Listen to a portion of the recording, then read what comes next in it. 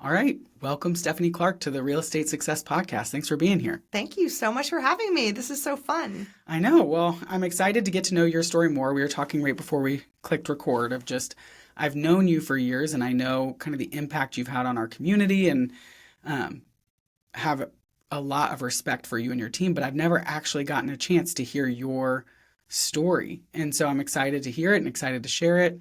But first, before we jump into kind of how you got to where you are today, tell us a little bit about yourself, your family. Who is Stephanie Clark personally, and who is Stephanie Clark team today? Okay. I have a husband of almost 35 years. I married my high school sweetheart from Cox High School. Okay, So, local. yes, I'm local. I moved to Virginia Beach when I was 8. So Wow. we got married in 1990, and we have 2 boys who are grown now. I have a beautiful daughter-in-law, and they produced the most gorgeous baby girl for me in December. So I am a grandma now. Congratulations. I love, but I don't love because I don't want to be an old lady, but I love being a grandma. So You can be a young grandma. yes, I try to be. Yes. I try to be. That So that's my family. My husband and I are empty nesters. Obviously, our kids don't live in Virginia Beach, so we have a lot of fun together and do a lot of great things. Like love to travel. That's one of our biggest hobbies. So as far as the team, I do lead a team of 30 people. So that's surprising to most people. We have a very large team. There's 11 of us are sales agents. 3 of us have a real estate license in property management. No, maybe 2. But I have a sales department and a property management department. So Okay. we have agents, I have a big sales admin staff, and I have a property management staff, and I have 4 stagers. So Wow. we have 30 people. It's great. We have a lot of fun. Gosh, that's surprising to me just for the sheer size of it.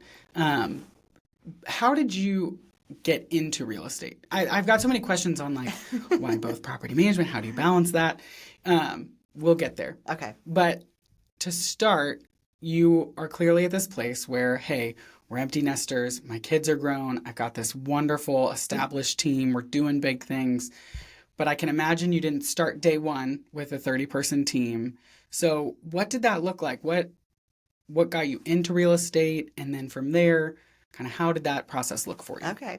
I'm actually second generation. So I Okay. followed my mom into the business. So I got my license in 1992. And I joined her working part-time as her admin assistant and her marketing assistant. So I did go to JMU. I have a marketing degree from JMU. So Go Dukes. I know, my parents are happy that I'm using my degree in my big girl job. But I joined my mom at working with her when her marketing, when she was a realtor. So I worked for her for about 4 years until I was like, okay, I think I can do this now. So I activated my license to start selling in 1996. So then she and I were partners and we just had the most wonderful time. She and I are very much alike. We're different in some ways, but we had a lot of fun. And her name was Fran Rodenberg. And she's actually was one of the founders of the company that I'm at, Remax Alliance. Wow. So we opened Remax Alliance back in 1996. No, I'm sorry, 1994. She opened it in 94. I had a son 2 years later, but I kind of, the dates are, it's been a long time ago. So we're a long time doing this. So we worked together as partners. And then my sister joined us. When I decided to start selling, she was like, okay, we need someone else now to work on the admin. So my sister, Kristen Bowles, came on the team. It was the little 3 of us. And we had so much fun. And she had babies. I had babies. We worked out of my mom's house. And my mom and I were both selling. And we'd go show property. And my sister, Kristen, would watch the kids. And it was great. We had a great arrangement in those early years. So it's just kind of grown since then. Wow. My mom continued to sell, but then she kind of got tired of selling as she got older. And so she did a lot more with the brokerage and then finally just retired altogether. So she's living over in Westminster, Canterbury now. She's having a good time with my dad. That is awesome. Yeah. I'm encouraged to hear you say like, oh, it was so fun working with my parent or with my mom because when you have kind of a next gen situation, it can really go both ways in my experience, where some people are like, this is really hard working for my parents, or I want more autonomy, but the parent-child dynamic is still there. And Mhm. so it sounds like your mom was able to navigate that really well with you.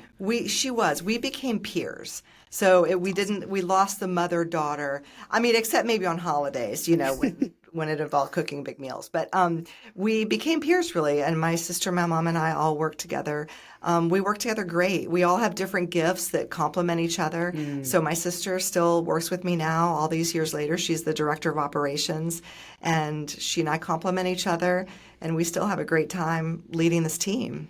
Gosh, and I do find like family businesses are also such a gift for the kids. I'm imagining the days where you're going off and your kids are home with their cousins and their aunt, and It was great. It was really great. I'm what a thankful to gift. Kristen for not only doing the admin for the team, but being the chief child caregiver.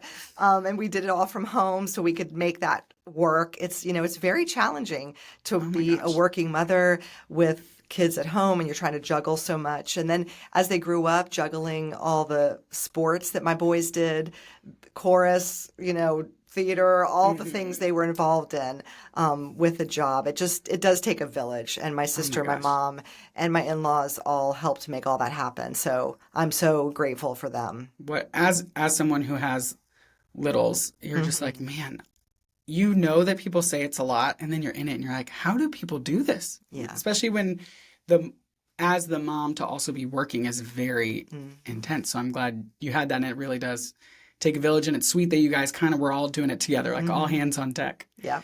So you're at this place where it's, mom, you, sister, working out of your mom's house, and now here you are today with both sales, property management, a much bigger team. And I heard you say that, and it sort of just grew from there.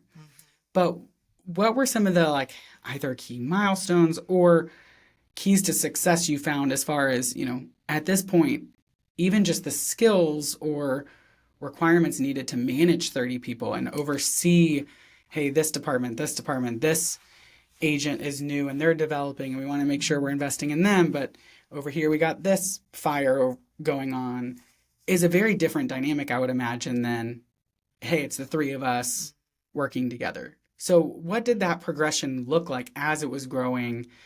Um, yeah, because I feel like the hats you're wearing now, it's either a totally different hat or there's just 100 new hats to what you were balancing then, probably. It is. I was so busy selling in the early days. When I was around early 30s, because all my friends were buying houses. So, I had a lot of buyers, a lot of work. Mom and I were having a lot of fun both doing it.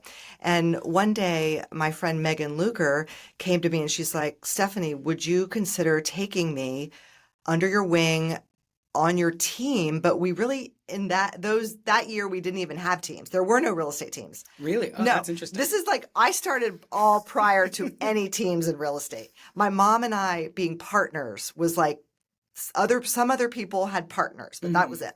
So Megan said, "I'd like to come on your team. Would you consider that?" And I'm like, I don't know. Maybe I would. So I thought about it. And, with the team concept, basically the agents work under me. So I mentor them, I coach them, and then I help them be successful. So I thought, you know what, I can do this for sure. So yeah, come on the team. So she was our first team agent. And then I didn't expect anything after that. I didn't know what this was going to turn into. And then another friend said, "Oh, well, you should really hire Donna Duvall. Donna, I heard she's getting her license and she'd be great on your team." And then my friend Sherilyn Fagerheim's like, "I think I want to go into real estate. Could I come on the team?"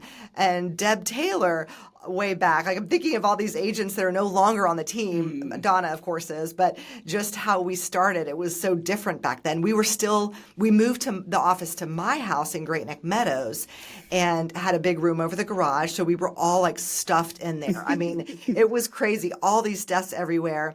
And we were like, I said to Lee, my husband, I'm like, we got to move. Like, we need a bigger house because we wanted to be at home because of the kids. So we moved to a house that had a 3-car garage. So the office So got the space bigger. above the garage is Yes. bigger. But then by that time, our property management was growing also. And it's like, well, we need people now to help with the property management. So we had one property management assistant. And then, we just, as we grew, I knew whenever I got so busy that I was just working day and night, it was time to hire someone. So that is a lesson I learned. If you're working day and night, you need to hire help. Like I didn't want my life to be that way. I wanted to enjoy my family and I didn't want to have to work, 50, 60 hours a week. So always I was quick to hire admin help. The agents kept coming, mostly friends or referrals from friends, or just people I knew. So I've never, ever put an advertisement out for agents. Like I didn't need to. I felt like they all came to me. Every agent I have came to me, and I'm a faith-filled woman. So I know I'm like, the Lord's going to give me who's going to be on this team. And I'm so confident in every agent I've had, whether they're gone now or still on the team, that everyone was him just saying, here's another one. And sometimes I had no intention of taking agents, but I just felt a strong, like, yeah, this person has to come on the team. Amazing. So it just grew and grew, and we kept getting more properties to manage in our rental department. That grew. I mean, I have 8 people now working in property management. Wow. We manage, gosh, we're probably somewhere in 285, 290 rentals we manage in Hampton Roads. So that's a big job right there. Seriously. That team deserves so much love because it's hard. And with that, and I don't work in real estate, so I'm not fully aware of all that goes into, whether you're licensed for property management or licensed for buying and selling, or if that's the same license. It's the same. But I see that as like 2 very different business models. And if you were in the buyer seller side, what prompted when was the first time someone was like, well, could you manage my property? And were you like, sure, I'll just figure that out as I go? Or was there...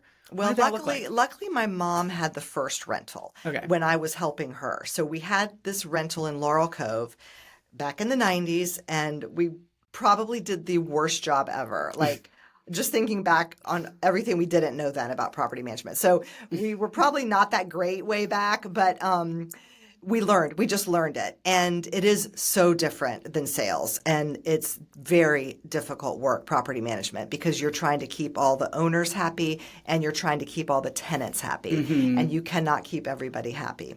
Gosh. So, and that's, you're going to find a lot of crazies in the property management world. So we just kept growing and growing. We try to do a very good job. I'm a very boutique style property manager. So I'm overstaffed according to the industry.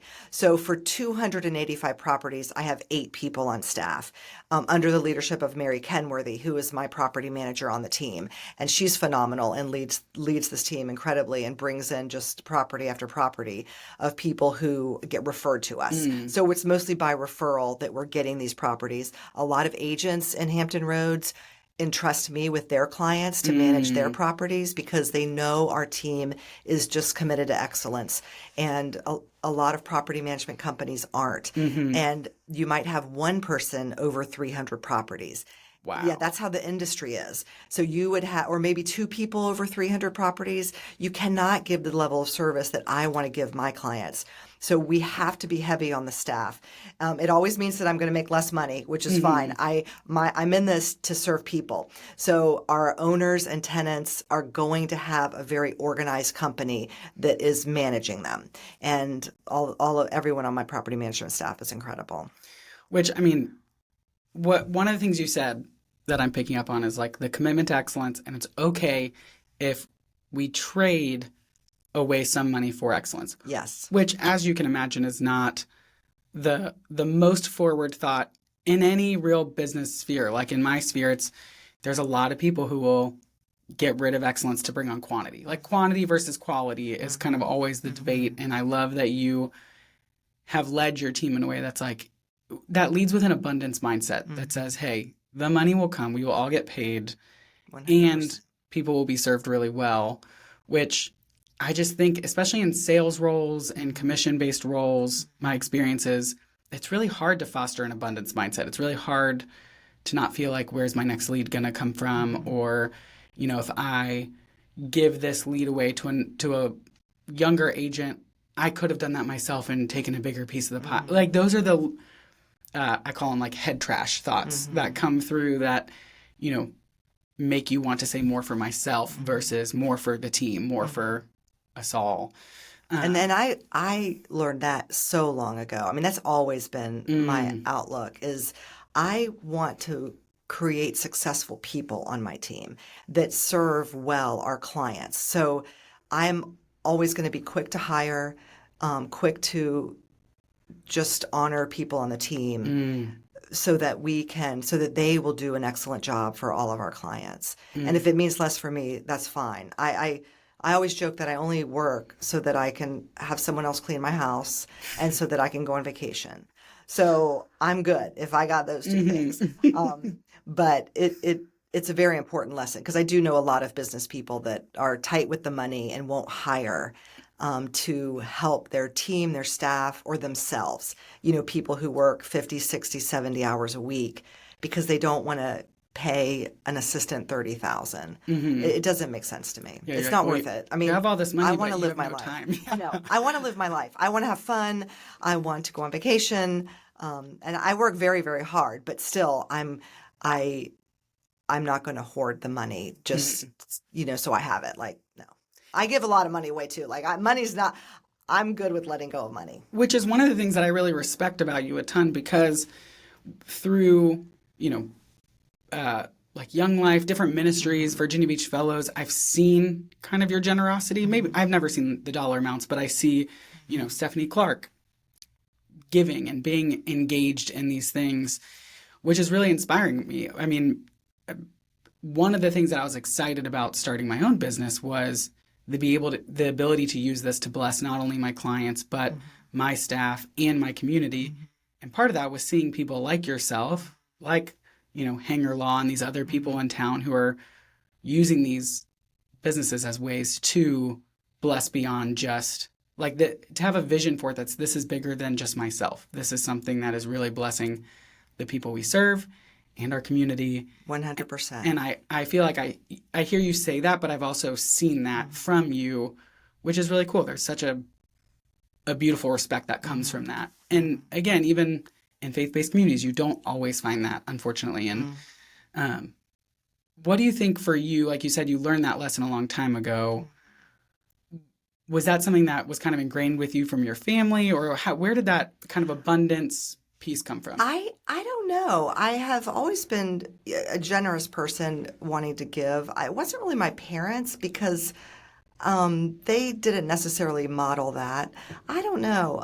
I became a Christian when I was 15, and I think just out of studying the Bible for all these years, and Jesus saying like, give generously. I'm like, okay, I got it. I can do that. Yeah. So I really feel like it's just my life being affected by what he taught us to be as Christians. And it's a very high value for me. And I push it on my team sometimes too much, and they're all like, get tired of me, telling them to bring in canned goods and things like that. But I love giving, and I feel responsible to support organizations out of my success. I do feel like that is why I am successful, is because I need to support organizations that are very important to me, the work that they're doing financially. So that is part of my job, I feel like. I love that. Yeah. I love that, and I agree with that. Transitioning a bit, obviously being in this profession since the 90s, you've seen lots of ups and downs in the real estate world. Obviously, the big ones that stand out are 2008 and most recently 2022, 2023, kind of the inflation interest rate market. And having to ride that and move through that, I can only imagine was really hard, especially in 2008. What has it been like for you navigating so many ups and downs in a field or in a sector of the market that really it is cyclical? There are times where it's booming and times where it's busting, and, it can be really much in the limelight of, how the real estate world is doing. I feel like, stock market's similar. When it's up, when it's up, it's quiet. When it's down, it's really loud. Yeah. What has that been like for you over the years, kind of navigating through these? Well, back in 2008, that was tough. Sales were down. I was determined not to have to let anybody go. That was on the team. I was committed to that. So that means that I was going to make a lot less money because I wanted to keep everybody on the team, even though the general revenue was down. So I remember I turned 40 in 2008. And I remember thinking, my husband and I were like, we cannot afford to have a birthday party for you. Because I like big parties. Yeah. But we're like, no, don't have any money for that. So we're going to skip that birthday party. But it's okay. I rolled around to 50 and had a good one. So that was tough, but I really just at those times, I want to protect my people. Like last year was a tough year. There just aren't as many sales as there used to be because of sellers aren't selling because they love their interest rates. So not as many people are moving. So there's just not as many home sales out there. So I have 10 people on my team that I give leads to. People call into the office. I say, here, Donna will help you. Doug will help you. Micah, all the team members I give leads to.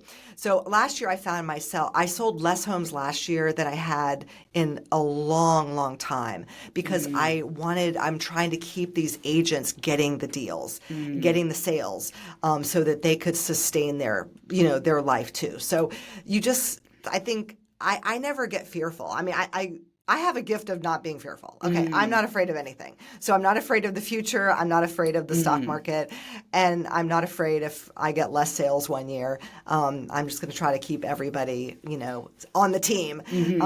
And so I don't know. It's not a huge factor where I get nervous about anything. I mean, I know it's up and down. By this time, we've had ups, we've had downs. And it's just always going to be that way. I just have a trusting that God's going to take care of me no matter what. So, and how do you respond to agents on your team who maybe have not seasoned as many storms, who are like, oh my gosh, what do I do? I'm thinking of some of the younger ones who I'm like, this is probably the first, they're still in their initial years and this is a tough time. It's actually easiest for them. Really? Because okay. they've never made a lot of money and then had a big drop. Fair. They're like, this isn't that bad of money, Yeah, totally. I didn't think about that. I can live off this money. So the young ones, I've got 3 Gen Z agents, and they're kind of like, it's not that bad. So it's the ones that were successful that go backwards. No agent wants to go backwards in your sales from year to year. That's kind of defeating. But it happened last year for me, for other people on my team. Now, not everybody. I had agents on my team that had excellent years. So it's very difficult. So I mostly have to coach those agents who went backwards, which is the middle-aged agents. Yeah. I've got Gen Z, Millennial, Gen X. You've got the whole baby gamut. boomers. Yes, I do. I ranged from like 26 years old to 70 something. I've got everybody. That is awesome. Which is helpful if someone calls in and you're like, what type of agent are you looking for? Yeah. I do match people up sometimes based on age or, life space. That makes when so much I sense. give them buyers and sellers, the team agents. So, and over the years, you've obviously, as you said earlier, had agents come on the team, agents have left the team. The team has grown and evolved. When an agent leaves the team, obviously, I don't want to say obviously, I can imagine in my own self feeling the tension of I'm happy for you and I'm sad to see you go. And I know sometimes that can be messy for people. What was that like for you? No one ever left messy. No agents, because I will not allow that. So we're not going to have messiness because I'm going to work real hard. I genuinely want success for everyone, whether they're sales agents, admin, property management. So if someone comes to me and they're like, Stephanie, I think I want to go out on my own.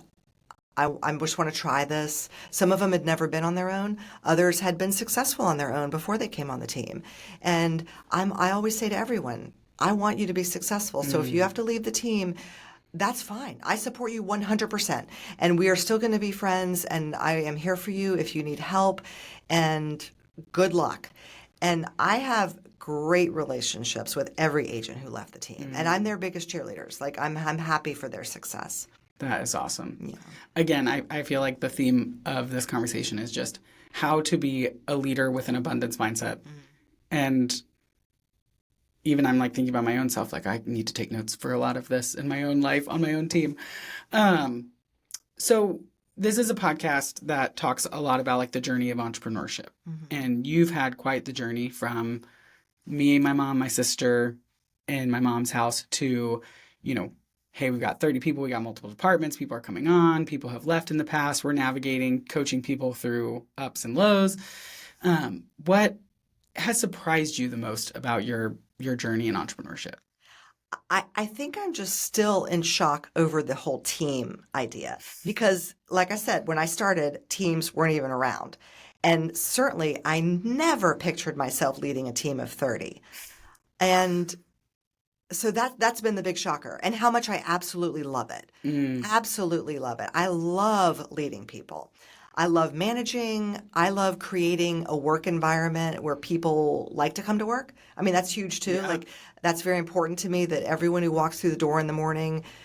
Now, there are days that are hard, and especially in property management where the work is terrible. Like someone's mad at you and you got to evict someone. You have to evict someone and they're really mean. But overall, I want our culture to be where everyone enjoys coming to work. Mm, So that's just been surprising because I thought I was just going to be a realtor, and mm. I wanted to be a successful realtor, but I just didn't know about how the team would play out and how much I do love it.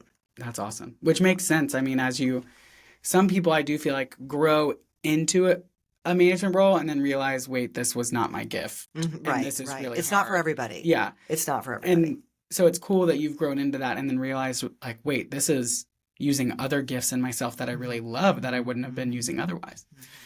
Um, what was the low point for you, if there was one? I, in thinking about that question, I can't really think of a low point on the team. My lowest points have been when I have had to work with very challenging clients. Mm, That is really the only low points I can think about because challenging clients who are mean can really, really affect me and anyone mm, else. Like, nobody likes to be in a relationship where totally. someone is so mean to you. So those are my low points when I'm in relationships with clients. Now, luckily, I don't have usually, well, for property management, I have to live with them at least a year sometimes, length of a lease. But otherwise, I fired plenty of clients. Like, I love firing. I'll fire clients in a second. I mean, if I'm like, you're mean and I'm not helping you anymore Yeah. because we're going to show mutual respect and we're going to show kindness. And if you can't Mm, do that on our team to anyone on my team, I will get rid of you because mm, that's just not the way we work. So those are the low points when I mean, I remember clients who like ruined a whole month of my summer. mm. Terrible experiences with people. And it's very unfortunate because there's so many wonderful people in the world, Yeah. but there's some people that aren't so wonderful. Yeah. Which that is something that translates in any industry, but I do feel like I've seen that among even people I've worked with in the past where I'm like, hey, I just don't know that this is going to be a Right. great fit. Right. And like you should work with someone who is going to fit with you in a way that clearly makes you not as mean. Yeah, exactly. And Exactly. I want to work with people who really like respect the work we're doing, find value in it. Um, but again, it just goes back to that abundance. I feel like many people will take really painful clients because they're like, I just want to make the money Right. It's not worth it. versus saying like, It is so not worth it. there is a realtor for everyone and Mm-hmm. I am not Yeah, the one for you, that's right. you know? That's right. Um, and then this is a podcast about success, but I've found if you go out on the street and you ask anybody, hey, what does success look like for you? Or how do you define it? You're going to get a different answer from each person. So for you, many people would say you've achieved success. But I'm curious, like, what's your definition of success? That's a great question. I do feel like the world measures success by money, status, power, and I I love the whole competition of being in a sales Mm, industry. So I love the quest of being number one. And we mm, did finally get to be the number one Remax team in Virginia last year. So game on. I love that. I think it's fun. It's like a game to me. We just want to be number one, but and sell a lot of homes. But really, that doesn't matter to me. I mean, it is a fun way to work, but success to me as a faith-filled woman, I would say if I'm living a life that pleases the Lord and serving people, giving of my time and resources generously, honoring Him in all that I do, showing love to people, that's what success is, honestly. And that's what I try to achieve every day, is that kind of success. And the other kind of worldly success is just a bonus. One thing that I love about that definition of success, and I've heard people talk around that, but I love the way you put that, is because that's a definition of success that you can arrive at, but the next day you're going to have to achieve it again. Whereas so many times it's, I achieved this success, but now there's a new goalpost that I'm trying to get to. And it's always just kind of this discontentment with, the next thing that I want to achieve. Whereas yours is something that's like, each day, like as I go through my life, am I achieving success? And just because I achieved it yesterday doesn't mean today I turn off the gas. I still want to be a loving person. I still want to honor the Lord. I still want to, is just this. I think that is a really beautiful way to do that, because I think we're all, what's the word? Mistaken or misled into thinking success is at some place that I will, it's some mountaintop I'll get to one day. Right. And then I can just coast, or I can turn off, or I can relax.